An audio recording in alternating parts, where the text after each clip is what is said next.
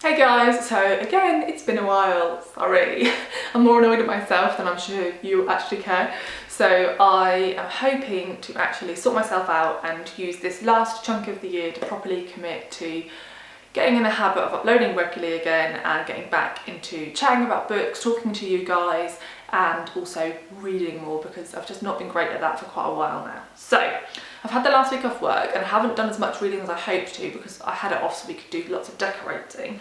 But I have picked up a book a few days ago which I'm absolutely loving. It's going to be one of my best books of the year and it's got me really excited about reading again, and so I thought I would just do this big sort of mash-up video of the books I'm currently reading, a few books that I've recently DNF'd because I was doing quarterly DNF videos, but then that sort of fell off my list of things to do because as we were moving I was keeping all the books I'd DNF'd in a big stack, and then it just felt really silly to like move them here just to do a video, and then I should have written them down. I didn't, but yeah, so they're all forgotten, but I thought I'd just do a few recent DNFs as an update, and then also I've recently got a few new books, so I thought I'd just show those to you at the end. So the first book I'm reading, the one I'm absolutely loving, isn't a non-fiction book, and I wanted to read pretty much all non-fiction this month, but I'm letting myself off because I'm absolutely loving this, and this is The Sleepwalker's Guide to Dancing by Mira.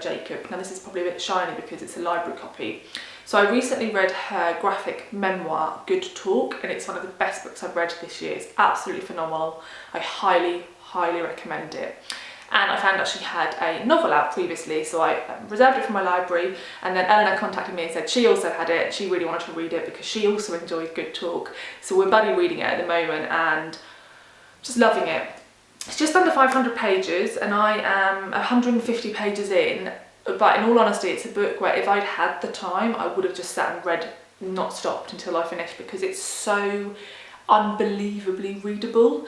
It's one of those books that's so beautifully written, so packed with themes and things to think about, so much so that when we got home last night, we went off for Johnny's 30th birthday and we had a few drinks, and I told Johnny like the whole plot of this book and was asking his opinion on loads of it, and I don't think he really cared, but I just found it really interesting. So the premise of this book is that it's set in two timelines, one of those being the contemporary times in this book, that being, God, like I'm going to get this wrong, so I'm going to double check, 1998.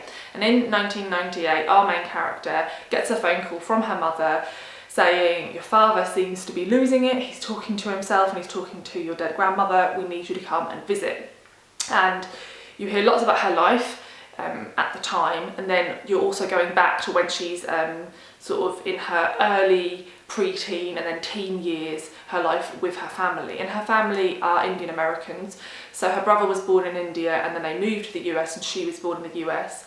So this book is a real commentary on leaving your family behind, and the fact, a big part of the novel is the fact that their mother wants to go back to India and their father doesn't, and their father assimilates and their mother doesn't, and she really resents him for that, and the children have to live through all of that dysfunction, and it is absolutely phenomenal. It's, like I said, so many things going on, but it doesn't feel too much, it never feels heavy-handed, the characters all feel so true and real, and I'm just absolutely loving it. It's a joy to read, so yeah, I'm hoping, fingers crossed, this will be, you know, a 5-star read and one of the best books I've read this year.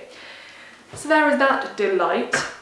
Then the other fiction book I'm reading is Harry Potter and the Goblet of Fire. I'm listening to it on audio. I'm about one chapter from the end, and then I think Johnny and I are going to listen to the next 3 together in the build up to Christmas, because I usually listen to them on the way to and from work, which has been really lovely because I have quite a nice walk to work through lots of like autumnal trees, and it really goes well with the books.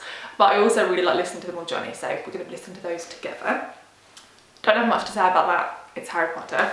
And then another book I've got on the go is Sunshine State by Gerrard. This is an essay collection, so I'm reading it for Non-Fiction November.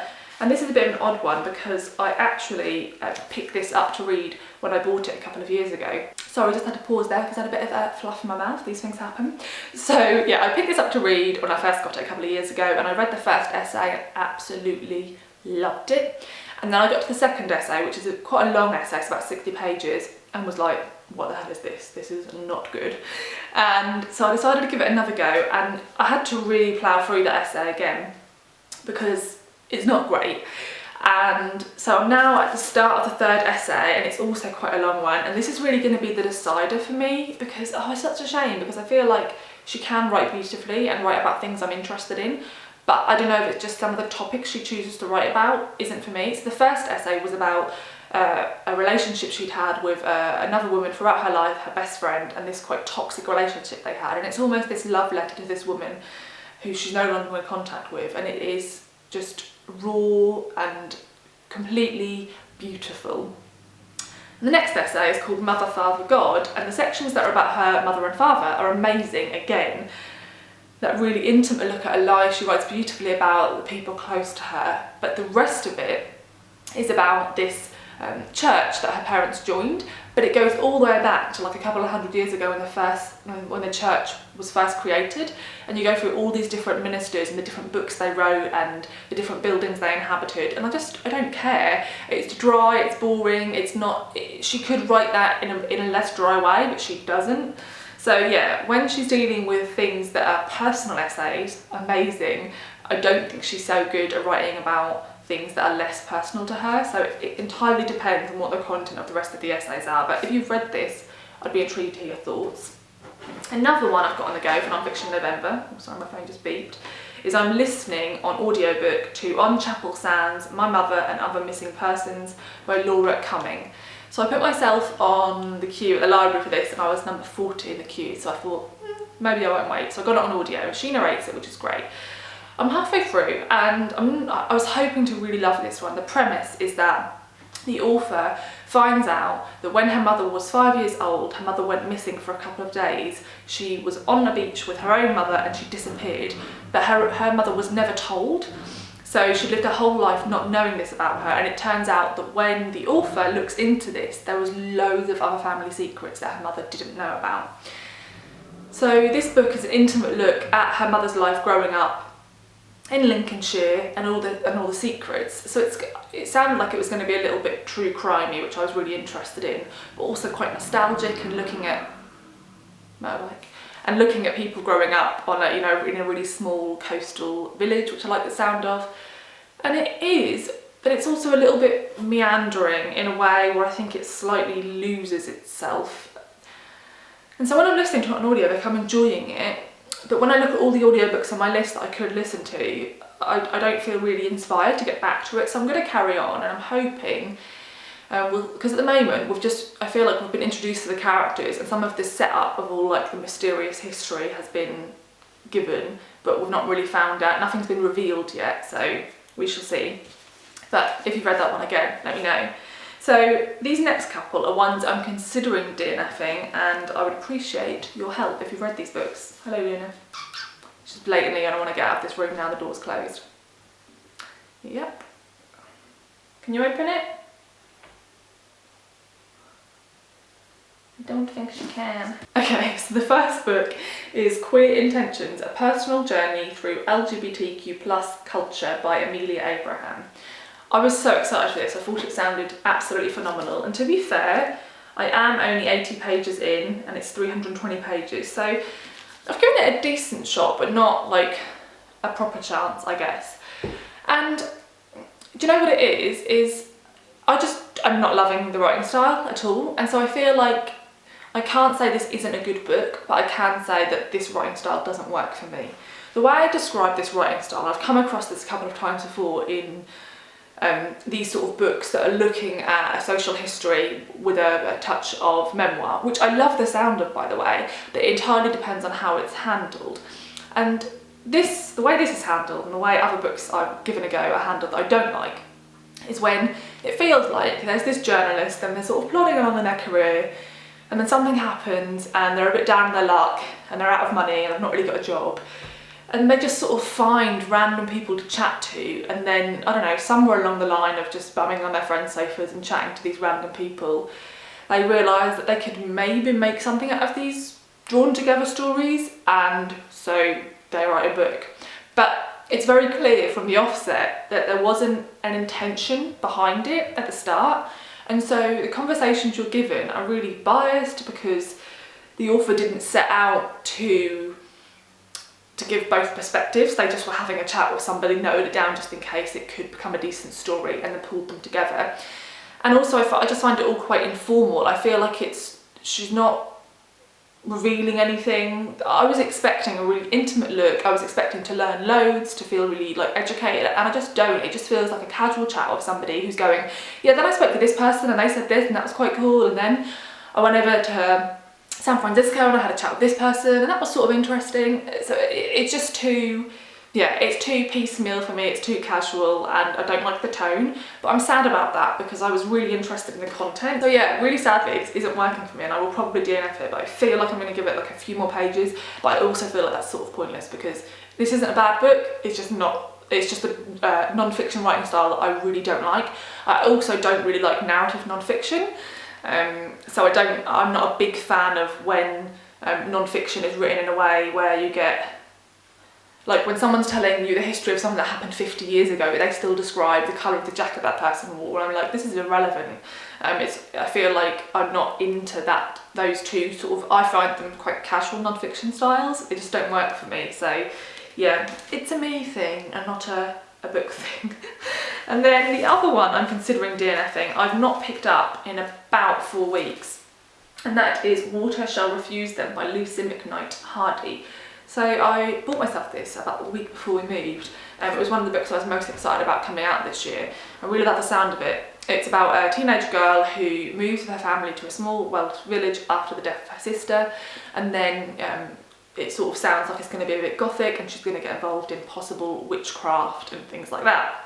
So I was like, I really like the sound of this, and I'm about halfway through, and it's a weird one because it's been compared to like Shirley Jackson, and I get that because it has this underlying tension. It has this, I don't know, it feels a little bit like it gets under your skin, and you feel a little bit, I feel a tad disgusted like the whole time I'm reading it. So in that sense it works, but in another sense I sort of feel like it feels like a book.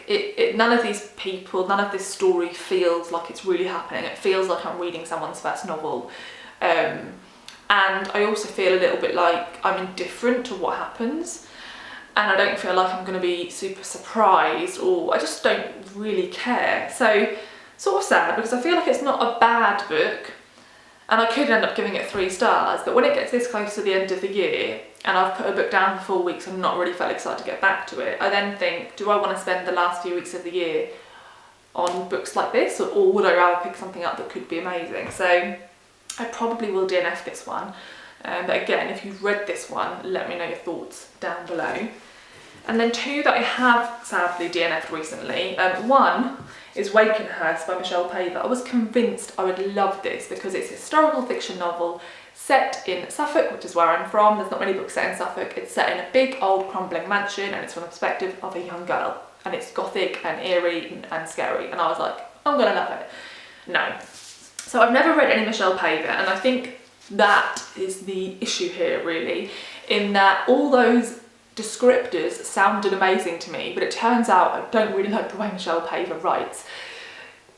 I find it a little, this is going to sound so horrible, it's a bit basic. Like the descriptions there sound great, and if put with somebody who could write brilliantly, it would be, but I don't think she can. This opens with some newspaper articles, and it's really badly written, and I was reading this thinking, is this supposed to be ironic? Are we supposed to be reading this thinking, God, this journalist really can't write? But I feel like that's a lot of faith to put in a reader, to expect them to get through 15 pages at the start of the book on the hope that the author is hoping you'll realise. It's not bad enough to be 100% that you're supposed to realise, so I think it's just bad writing. And then, yeah, and then it just carries on, and it's one of those books where it's super easy to get through. Like, I could read 100 pages an hour, which is rare for me, but I just don't care. I don't feel like I'm excited about the way it was going, and yeah, so a sad thing, but I just don't think her writing style's for me, so I DNF'd it. And then another one that I sadly DNF'd is, and I don't really know how to say this, I think it's a Bestiary by Hoang. So I picked this up prior to Non-Fiction November because I felt like reading a type of essay, memoir thing, and I love the sound of this one. This is about the author who she pieces together her family's history through, so each of the chapters is a lot of them are titled after animals. And when I read the first page, I thought it was absolutely beautiful. It says, when I was young, my sister went to prison. I don't know why she went because no one will tell me. My sister died nearly 3 years ago. I stopped asking why before Once Upon a Time began. I have renamed her my dead sister. Although born in the year of the monkey, my dead sister was a real rat. I admire that about her. Sometimes I can be a rodent too. So I was like, that's great, really brilliantly written, and all the themes this was talking about, race, gender, addiction, and family relationships, like displacement, I was really interested in. But the more I got into it, the more I realised that she's someone who does a lot of like short, sharp sentences continuously. She darts around and moves really quickly from one paragraph, from something realistic to the next paragraph to something sort of experimental, and it just isn't for me. And then on the back I saw that people had said, like, if you enjoy Maggie Nelson, you'll enjoy this, and I'm one of those very few people. I don't enjoy Maggie Nelson.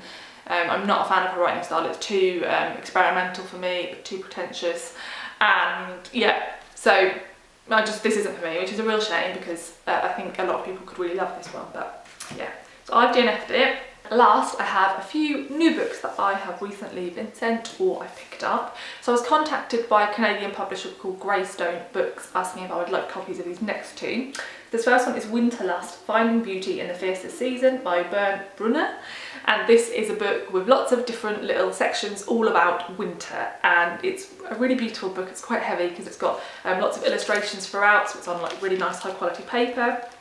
And there are various chapters called things like What Makes Winter Winter, Letters from Heaven, The Harshest Winter, Slip Sliding Away, and Crunching Underfoot. So yeah, I think this is going to be a really nice book that looks at winter around the world and different like weather and cosy traditions and things like that. So I'm hoping to read that one in December.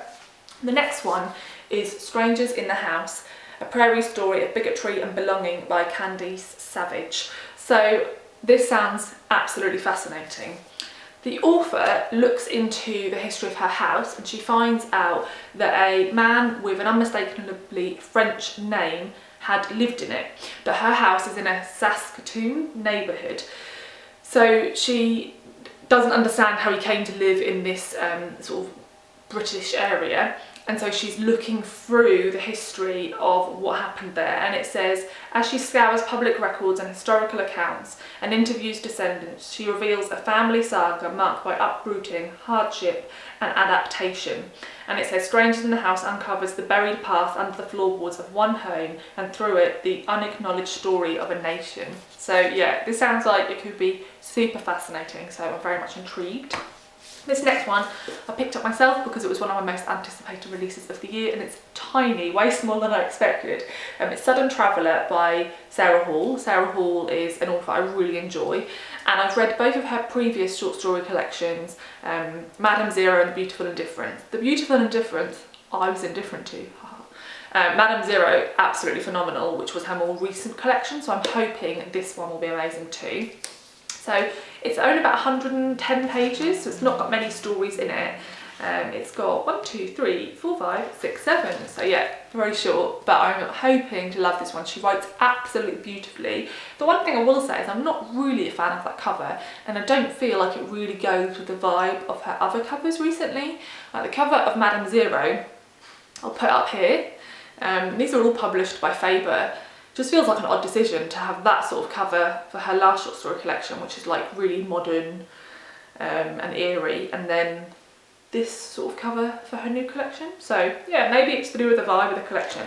We shall see. So I have no idea what any of those stories are about. I just know it's Sarah Hall and that I love how she writes. And the last one I received from the post a couple of days ago. Now in my head, for some reason, I didn't think this came out till January. So when I opened the package, I was so excited, which is very unlike me because this is a YA book. And it's The Queen of Nothing by Holly Black. Now, I don't read much YA, as you guys know, but I loved Holly Black as a teenager. I really adored her books. I used to reread them. And so when I was sent The Cruel Prince, I thought, no, I bought The Cruel Prince and I thought, yeah, I'm going to give this one a go, and I just sped through it. There's so many issues with it, but I couldn't put it down. And then I was sent the second book and I felt exactly the same, and it ended on a real cliffhanger. And so I was really excited to see that this one had arrived. And I'm planning on picking this one up as soon as I've finished The Sleepwalker's Guide to Dancing, because I love that one and I want to pace through it, and I don't think it will work to have two books that I just want to speed through at the same time. So as soon as I finish that one, I will pick this one up. Can't really tell you what it's about because it is the third book in a series. I have no idea if it's the final book or if there's going to be more. No idea. But yeah, this is a like dark fairy realm type book, and we follow this main character and stuff happens. That's how I'm going to describe it. So yeah, I'm very excited to get to this one. I'm very happy that it comes out like this month and not in January like I thought. So yeah, those are all the books that I am currently reading. I've recently DNF'd and have recently received or bought. So let me know if you've read any of these books, and please do give me advice on the books that I'm considering DNFing, because I'd love to hear thoughts, and just let me know down below what you've been reading, if you've recently DNF'd any books, your thoughts on DNFing, and if you've recently picked up any new books that you're excited to get to. Thanks for watching, and I'll see you in the next video. Bye!